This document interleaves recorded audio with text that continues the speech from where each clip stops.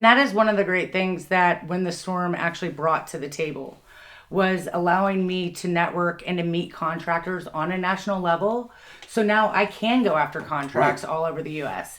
And if I've never been to Boston, it's okay. I might know Joe with ABC Roofing that's in Boston, and I can pick up the phone or hit him up on social media. Hey, I have this. Interested. It actually just happened to me in Hawaii. Nice. Yeah. See, 2%. If I got 2% on all these deals, I wouldn't have to work anymore. Should I keep my mouth shut on this stuff? I started from my basement as a contractor and eventually grew it to 18 states and 173 million in sales. Booyah, baby! Either the next guy's going to win the deal or you're not going to get the deal. The velocity of information through your company. We understand that this is valuable stuff. I think the contractor should be talking directly to the carrier because they're doing the work. You know, brand yourself as being an expert, and you create your own following. It's the nightmare of being a small business owner. You just happen to have found this amazing niche.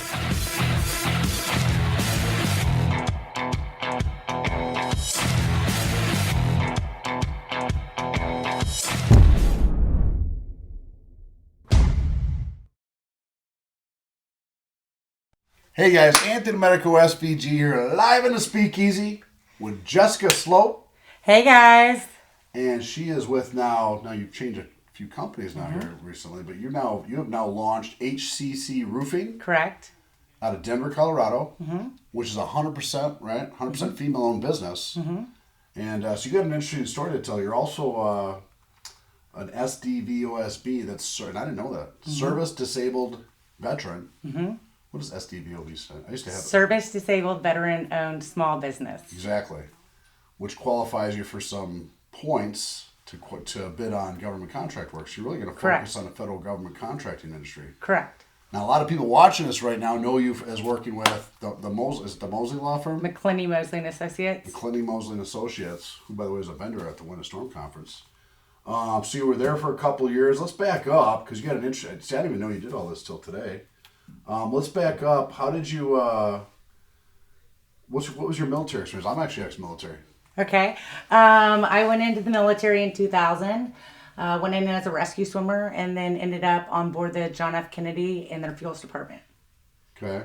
And you were actually enlisted during 9/11, correct? I was. We were pulling out of the harbor to head down to St. Martin when the Twin Towers were hit, and ended up hooking a left up to New York and patrolling the waters out there for about 3 weeks. And then 6 months later was deployed for 7 months for Operation Enduring Freedom. Wow. So I didn't know that. You're actually a veteran. Hooah. You say in the Army, so we're Army. Army says hooah. What do they say in the Navy? They have a saying? They say that too, and some other words like shipmate and stuff like that. So you're actively 3-4 years? 4 years. 4 years. I was 3 years over. I was over in Europe. Okay. Germany for 3 years. Nice. How was that? Oh, beautiful. You ever been there, Germany? No. At the Autobahn, you got the mountains, the castles. We used to patrol up and down the Czech border. Poland. This was 1990 when the wall just come down. So I was literally there 6 months after the wall came down. You know, East Germans were flooding into West Germany. It was a crazy time. It's cool. See that history. But I got out in 93 active duty and then did 5 years National Guard. Did you go into college right after? I did. I went in prior to going into the Navy and then went back after the Navy and then got into oil and gas. Oil and gas. How long were you in that? I was in oil and gas for about 4 or 5 years. That was in Texas. In Texas. Y'all. In Houston. Y'all got a sweet tea yes. Right here. And then 2008 happened. And I had some guys that owned a roofing company that I knew and said, Jessica, you got to come try this out. You'll kill it. So 2008 was during a recession. Correct. So were they downsized? Okay. They downsized. And you got in a recession-proof business. I did. Storm restoration side of roofing and contracting. I did. And 2009 Austin happened and went up there and chased that storm. And then Denver 2009 happened and that's what took me to Denver. So Austin, you started out doing... knocking doors. Going door to door, residential? Yep. Probably living out of a hotel room? I was just thinking about this weekend. So when I went up there, I literally packed my truck, the bed of my truck with all of my belongings and went and lived in a hotel for a couple weeks. And that's how a lot of us actually sold a girl a roof and she was like, Jessica, you're too cool. You need to come stay with us or come move in with me. So I actually sold a girl a roof and then became a roommate before moving to Denver in 2009. Well, that must have been good to get another hotel room. That's how we all got in, chase the storm. Hey man, come work for me. There's a lot of money in this business. You go knocking doors, like, man, this is a crazy business. So we kind of started with the same roots there. So let's fast forward. You worked, I know you worked for Genesis for a while. A couple of years there, the financing company. And then you ended up at the law firm. So what made you go to the law, or what interested you to move to a law firm? So I left I know you're a sales and marketing gal. So you're probably generating leads and all that kind of stuff. I left my previous company, and I had met Zach and James prior to that, actually at Win the Store in Miami. At the Win the Store? At the Win the Store in Miami. Everybody networks at my Yes. If I got 2% for all the deals and went back and forth. You'd be real rich. You wouldn't be doing the conference anymore. Be here anymore. Met them at Win the Store in Miami, and they're just really good dudes, and they ended up calling me and asking me to come work for them. And within 2 weeks of leaving my previous company, I had 16 job offers. Wow. But from the beginning, these guys were always the front runner. I liked how they were very black and white. They didn't sugarcoat anything. James is ex-military. I just really, really like those guys. Nice. So you were there for a while. Did you generate some business for them? I did. Now, when you left, now Pate. Pate is now working for the. Don't be hating on Pate. Did Pate take your job? He's in the same role that I was in. Pate took your marketing job. So did you leave on good terms? I did. I left. I had gone with one of our clients to a government meeting, and for the past 4 years, guys have propositioned me to start a roofing company with them. And I just always said, hey, I know it's going to happen. However, I'm not in the business of babysitting grown-ass men, and that's what it takes to own a roofing company. Hey, mother hen. Yes. Yeah. And I had gone to this government meeting with him, and a light bulb just went off. I'm a woman-owned, service-disabled veteran. So you went to a federal government contract, classes. PTAC I went through some of those seminars back in. I'm 20% disabled vet, so I could actually qualify for SDVOB. So I went to the seminars, went to the classes, and it just led up to a time when me and my partner were starting to separate. It didn't work out. It takes a long time to get registered. It's super heavy work paper. Yeah. Are you registered? Are you officially registered? I am. And in going through this process, I had a better understanding of why more contractors aren't in this space. It's kind of like boot camp, where you weed people out. Right. And the paperwork's so heavy from the beginning that it's just too much for people sometimes to take on. So they just don't do it. But once you're done with that initial overload of paperwork, once you're in, you're in. Federal government contracted. Yeah. So you're in. I'm in. And you're licensed in Denver. Yes. So you can technically, now you got SDVOB, disabled vet. You're a female-owned business. That's extra points, by the way.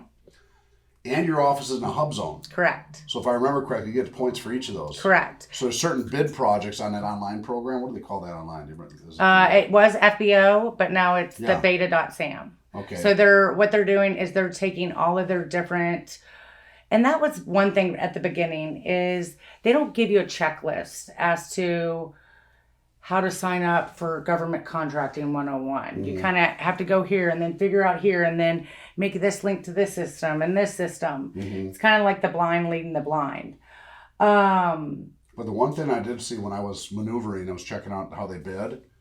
There's projects, it could be like $1 million roofing project, let's say in a VA facility in Virginia. Correct. And they might designate in some cases that it can only be a bid on by an SDVOB company like yours, or a female, or a hub zone company, or they give more points or credits to that person that's bidding on that than a person that doesn't have that status. Correct. So they will. It's called a set aside, and there you go. Especially for the VA. So they put into effect the Hazelwood Act, not the Hazelwood Act. I'm drawing a blank right now. That everything that the VA outsources has to go back to veteran-owned businesses at first. As a first priority. Unless nobody bids on it. Correct. It's open, right. But how the government arena works is there's large prime and small businesses, and everything that the government sends out, they have to meet a certain criteria or quota for meeting small business designations. However, when you deal with somebody that has multiple designations, and I didn't know this at the beginning, and I was like, ooh, this is awesome. You got all three. You meet. You got female, Yeah. disabled vet, and then your office is in a hub zone. Correct. So that hub zone just means that she set up her office Underutilized in a area. distressed, lower income area. Correct. Which brings jobs to the area. To that and boost the economy so within they that support area. Yeah, they support the small business in a. So if you ever get into federal government contracting, you might want to actually look for an office and set up in a distressed And they area. have maps that show all over the U.S. where hub zone areas are. Because theoretically, you're creating jobs for Correct. lower income type people. And so. more than 35% of your employees have to reside within a hub zone to keep that certification. Okay, got it. But the cool thing is when you do business with a company that has multiple designations, you get the credit for all of it, even if you're just looking for a service disabled vet. Right. Yeah, you're gonna get the extra set asides. Correct. So now that's interesting. So you got so now you just got your status certified in the last couple of days? Correct.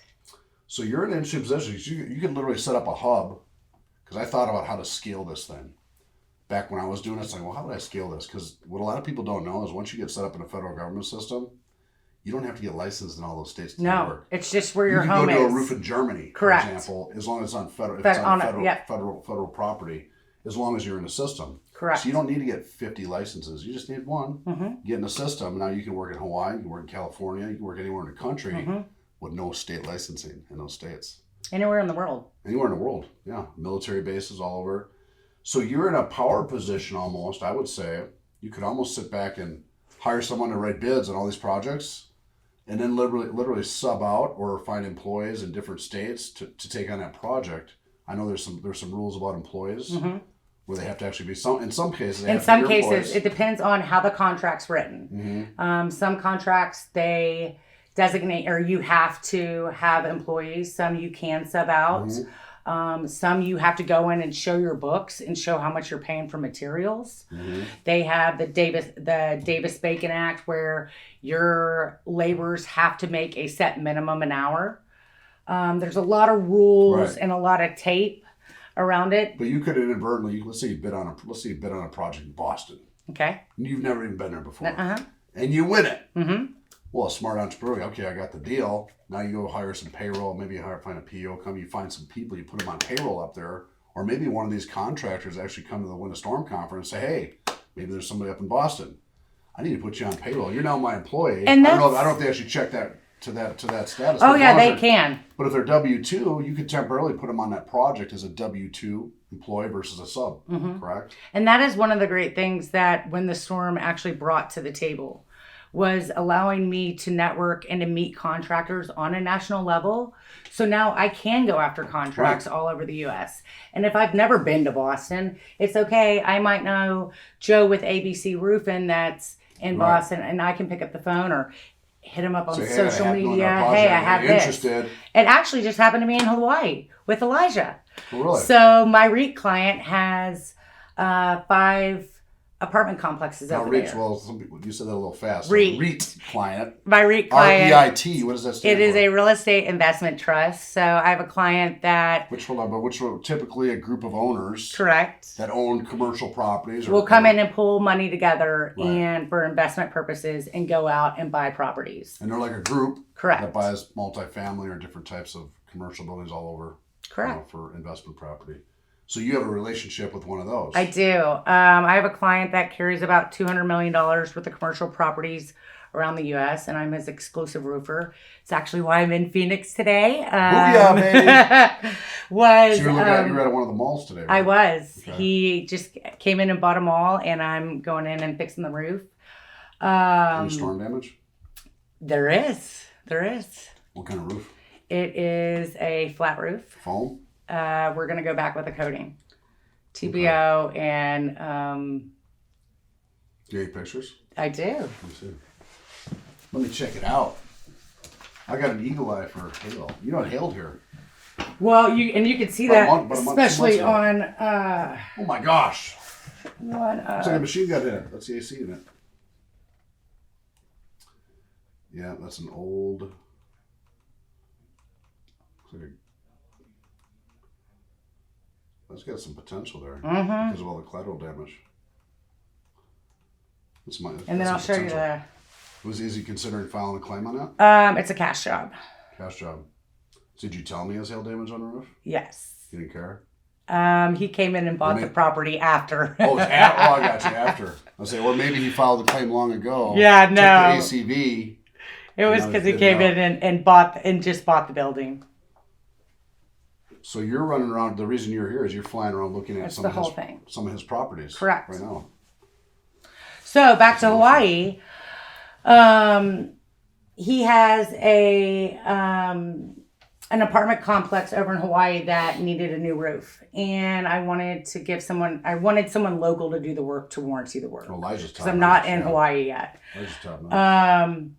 So some guys that I actually met from When the Storm were like, "Hey, you need to give Elijah a call." So I messaged Elijah. We got on the phone. He busted out some bids for me right away. Probably using Quick Bid Pro. It was. Super impressed. Which, by the way, we're relaunching at the When the Storm conference. I want to look more into that. Yeah, we had to take I violated a trademark. So there's a very similar name for a different type of business. Okay. So we had to pull it all down. See, I didn't do my research. Everybody makes mistakes. We're renaming it, rebranding it, like Fast Roof Bids.